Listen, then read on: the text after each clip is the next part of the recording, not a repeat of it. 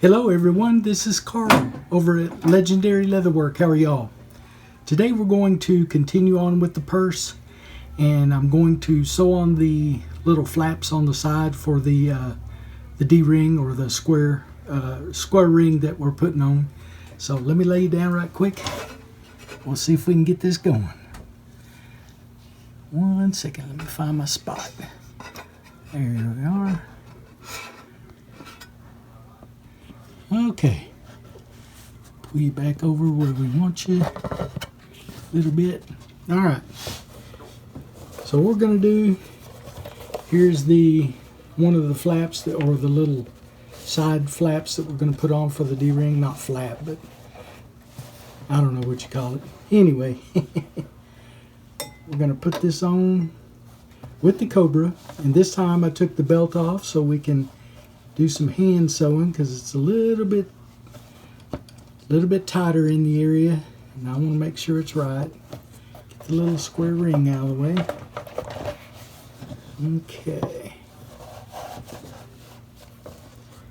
Went ahead and sewed up the bottom so it will be somewhat like a standard purse.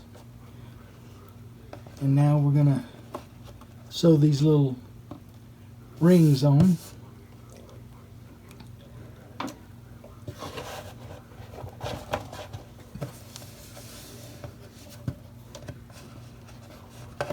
Get both of my threads up here.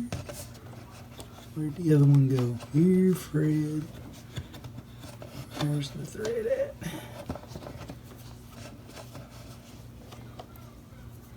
There it is, right there.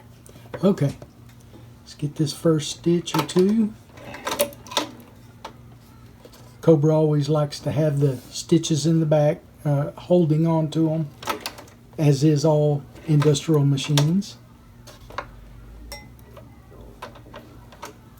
Okay, go back a little bit. Do the back stitch to lock it all in.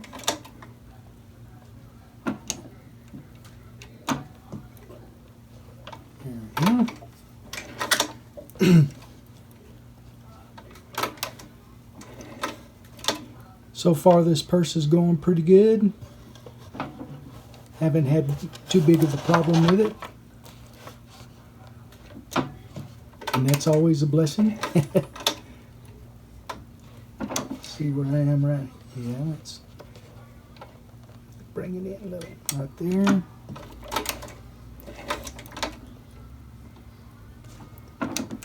That's one thing I can do with hand stitching. I can always check where I'm at on the sew pattern. Make sure I'm not too far away from the edges, too close to the edges.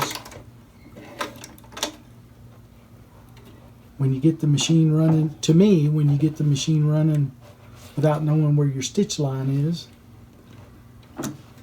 sometimes you can get a little bit too far or a little bit too close. And I try my best to follow the path as close as I can without going off the edge, of course. Don't want to do that if I don't have to. So far everything looks pretty good as far as going down the side of this part. And we'll get down here to the tip and try to get as close to the tip as we can.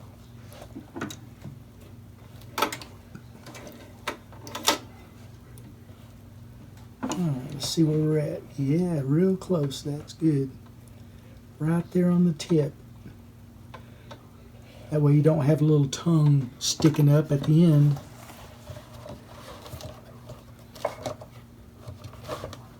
Alright. I really appreciate y'all watching the videos and taking a look at all the stuff that I'm making for customers and whatnot.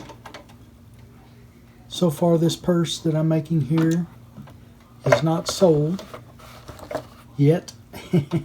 So if any of you guys are interested, I'll get this put up on the website pretty quick after it's completed. once again, I appreciate y'all watching the videos as well. This is what I've always enjoyed doing, and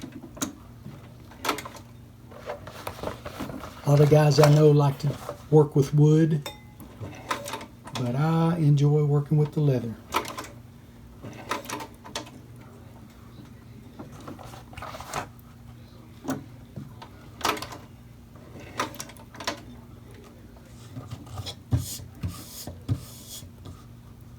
I've always had a want to be able to create something, and this is definitely a creating spot for me.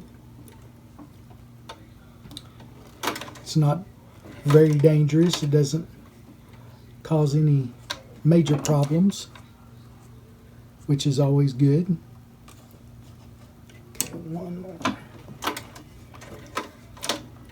Once I sew this in, I will also put a nice little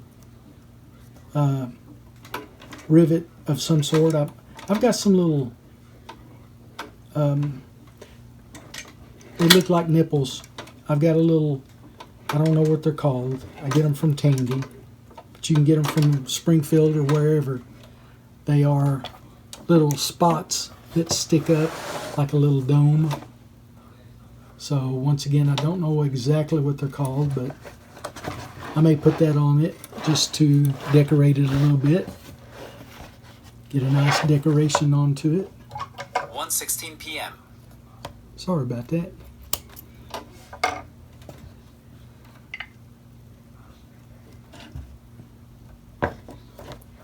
Okay, whoops. Didn't get that second spot. The second part. 1:16 p.m. Okay already. My phone, my watch keeps telling me what time it is here in Texas. Pull this up. I'll wait to cut off the thread so we can keep sewing. Be a little bit better. Okay.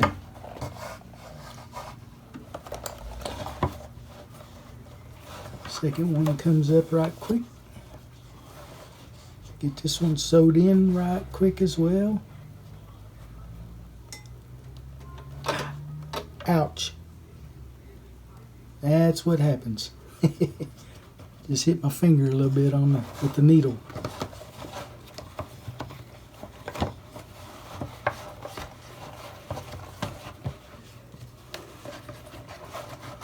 Okay, get this lined up. There we go.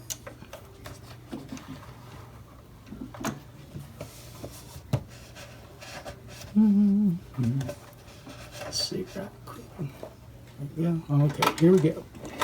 Let's get this baby stitched up.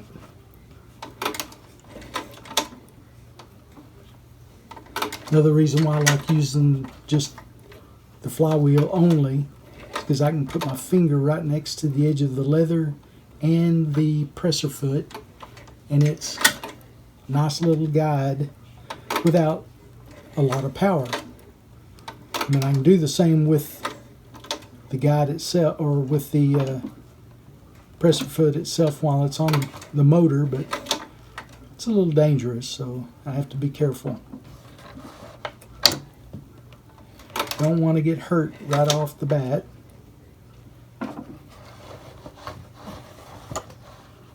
It's all about precautions and safety measures. Always want to be careful when you're sewing with one of these big machines, whether it's hand sew or on the machine or on the motor, because they don't give back. If you know what I mean. They're not very forgiving when you hit yourself, or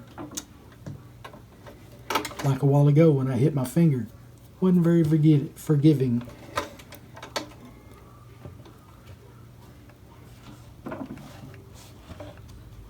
So you just have to be a little careful. Okay, get down to this point. Right about there. Okay, that's a little bit further back than I wanted, so let's make sure that get lined up here. Once again, don't want to go off the edges.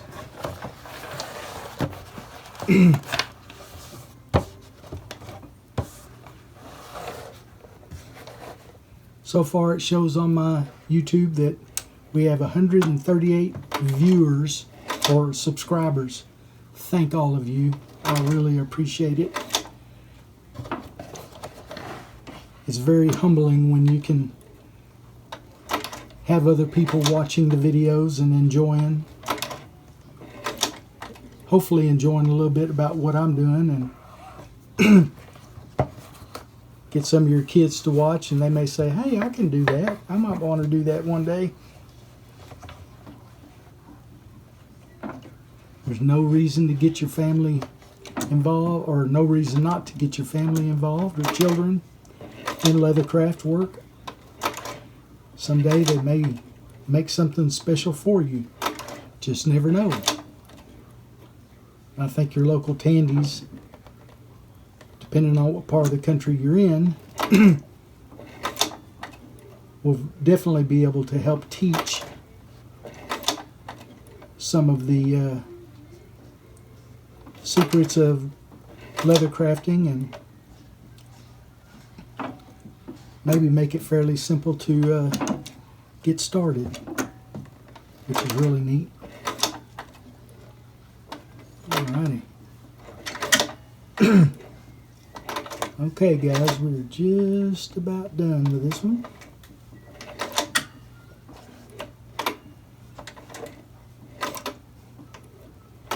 Take these off and see how we did.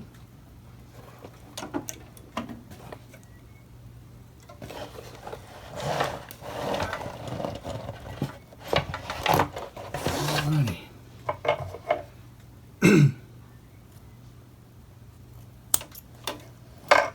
Trim that off a little bit.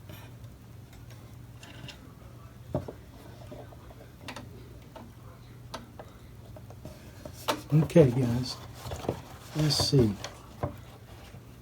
Trim off these threads right quick. Another thing to have really is your tools.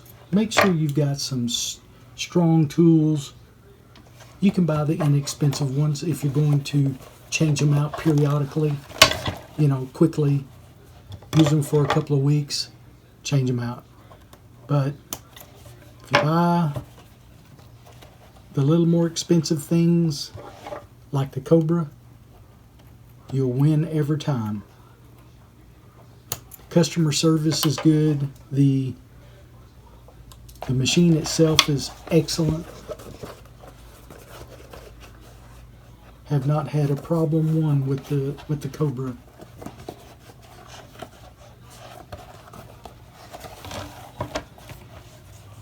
Alright, let's get this one done. Trim this off.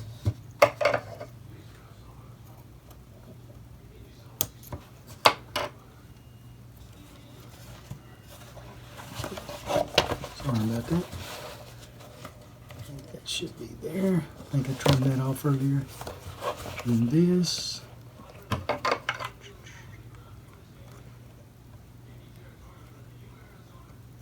Trim it there. Trim it there.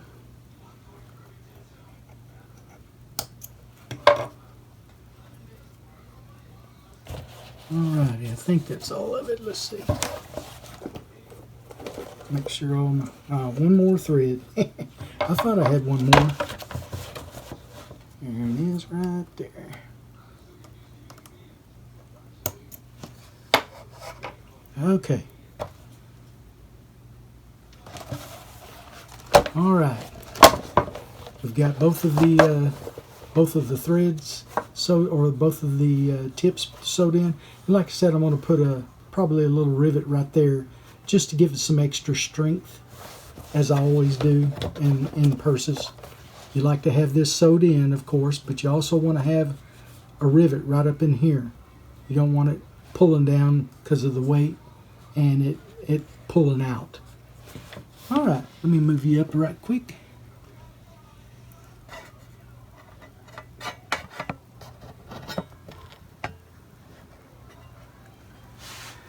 Guys, once again, I appreciate y'all watching. If you would like to look at some of the items that I have, go to www.legendaryleatherwork.com, and we have quite a few items up on the website to choose from. If this, as I said, the purse will be up there in a couple of days, and we'll get that all set up. And if you like the YouTube, go to Legendary Leatherwork and on the for the channel. And I like to say it's the titles usually are Blind Leatherworker. Just type that in and it'll come right up, and all the videos. If you want to go do the channel, you can as well. And if you're not a subscriber, please do. Please subscribe. If you are, thank you so much. It's greatly appreciated. And if you are a subscriber, ring the bell for notifications to see more videos, and share and like all the above. If you'd like to get a hold of me, it's carl@legendaryleatherwork.com, or give me a phone call, area code 817-903-5415. Hope to hear from you, or hope to hear from you on YouTube. Talk to you soon. You guys have a good one. Thank you.